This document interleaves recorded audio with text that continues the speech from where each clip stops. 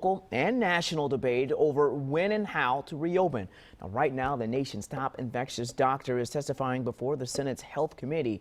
Dr. Anthony Fauci says it can be dangerous to reopen too soon. All right, I want to bring in right now Mark Becker, who's live in South Charlotte. And Mark, walk us through Dr. Fauci's testimony, the protest in Raleigh, and where we stand right here in the Carolinas. Well, you talked about over the weekend protests in Raleigh. Something else that happened over the weekend, Damani, South Park Mall reopened along with other retailers and non-essential businesses here. Of course, obeying the social distancing guidelines and limiting capacity. But there are, as you say, many people who feel that North Carolina simply isn't opening fast enough. And once again, these are live pictures now from Raleigh of protesters on the streets there, pushing Governor Cooper to accelerate the reopening process in the state. The protests themselves have been controversial, as some of those protesters have been armed. And protests have brought several arrests in Raleigh. The protesters basically say the economic damage caused by the shutdown is greater than the danger of the virus itself. Now, at the same time, the Senate Committee on Health, Education, and Labor in Washington is holding a hearing this morning on the coronavirus crisis. They're hearing from several of the people leading the coronavirus task force, including the man who's been the most visible expert on the pandemic, Dr. Anthony Fauci. And Dr. Fauci said this morning they have laid out guidelines for safe reopening, including a 2-week decline in coronavirus cases. And he said this morning that trying to rush that reopening could bring some problems. My concern is that we will start to see little spikes that might turn into outbreaks. So therefore, I have been being very clear in my message to try to the best extent possible to go by the guidelines, which have been very well thought out and very well delineated. Now, of course, here in North Carolina, we have started to reopen. Here again, we are in what is called phase 1, and that currently means that non-essential retail businesses like the malls are back open. You can also get together with friends outside while keeping it to 10 people or fewer, and you can also get out, exercise, and go hiking in state parks. South Carolina is a little bit ahead of North Carolina. Restaurants are now allowed to do dine-in service up to 50% of capacity. And next week, gyms, public pools, and close contact businesses like salons and massage therapy can reopen. North Carolina is still at least a week and a half away from that. Governor Cooper has said he wanted 2 weeks of phase 1 before we got to that next phase, phase 2. The governor will be talking at 2 o'clock.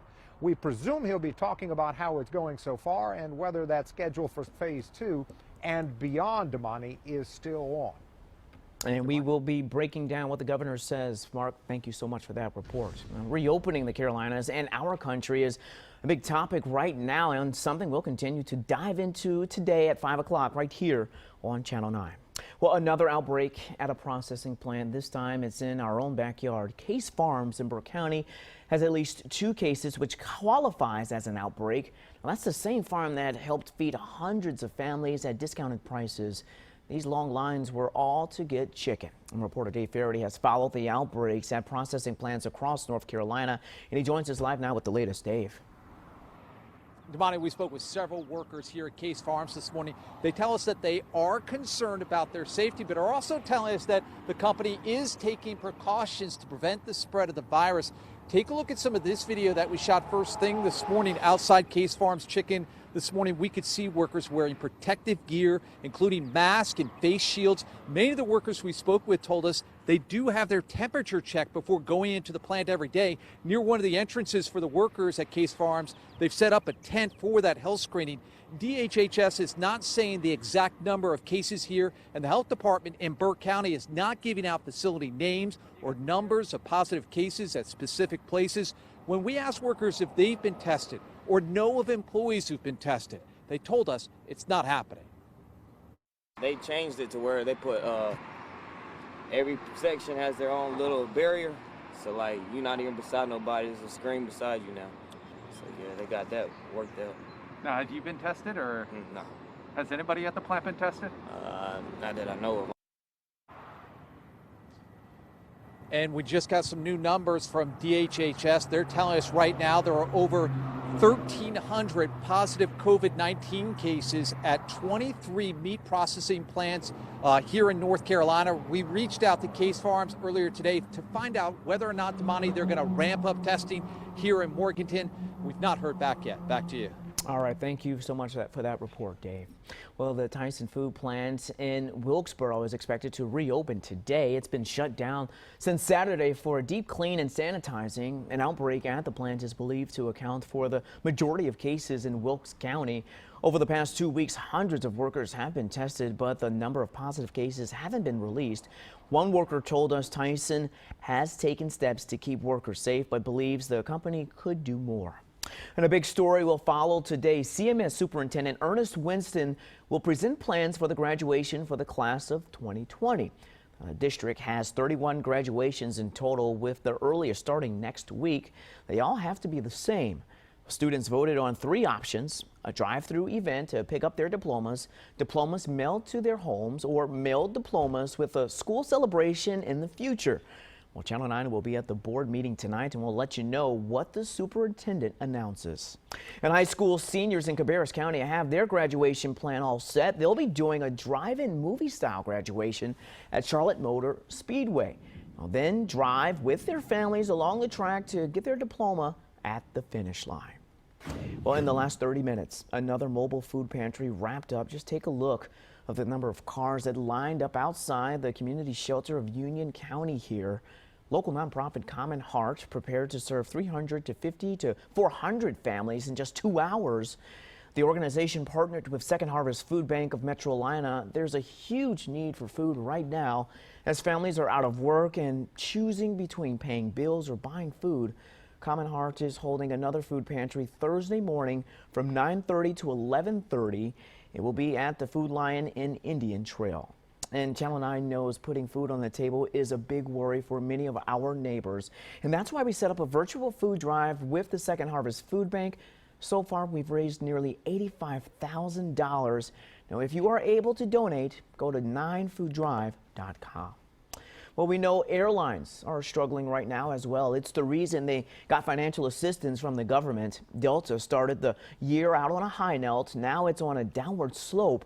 The New York Times reports Delta Airlines will drop 10 more airports from its network tomorrow. The airports are in cities where they already fly to, and another airport until at least September. Charlotte Douglas is not on the list. The airline is losing over $350 million a day for payroll, rent, and plane maintenance. And with no vaccine in sight, it may be months, if not years, before airlines operate at what they were before the crisis.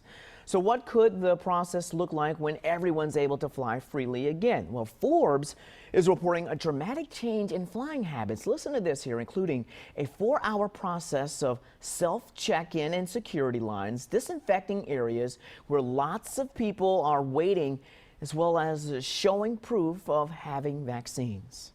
Well, the impact of COVID-19 is taking a big toll on American Airlines. Take a look here. Chopper 9 Skyzoom flew over 20 planes grounded due to flight reductions. System-wide, the airline has suspended 70% of domestic flights. But last Saturday, Charlotte Douglas saw its highest number of departing passengers since March 21st, just before the governor's stay-at-home order yesterday. American Airlines started requiring all passengers to wear masks. An American Airlines flight attendant who asked to remain anonymous said the decision comes right on time. In the past 10 days, I have noticed a phenomenal increase in passengers. American says it's also limiting the number of passengers on each flight, and it's keeping a large number of main cabin seats open to help with social distancing. Well, the White House has a new rule recommending all nursing home residents and staff be tested for the coronavirus in the next 2 weeks. It comes as we see several outbreaks across the country. Some family members told us they are nervous and afraid as residents move out of a Huntersville nursing home. They're making room for COVID positive patients. A woman living in Huntersville Oaks told us that she and others in that facility are feeling the stress of moving to other nursing homes.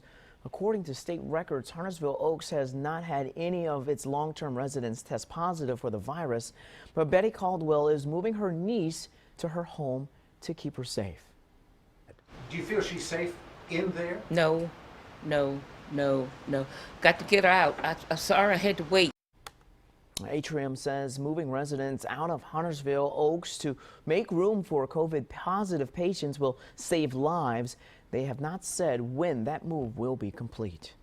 Well, businesses have been closed and many of us are not going out to eat or shopping as much. And for some people, that money is being saved or cutting credit card debt. U.S. credit card debt suddenly changed in March. It fell at an annual rate of 31%, the largest percentage in more than 30 years.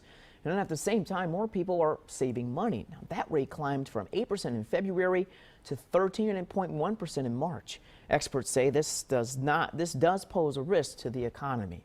Well, more than 33 million Americans have filed for initial unemployment claims since mid-March.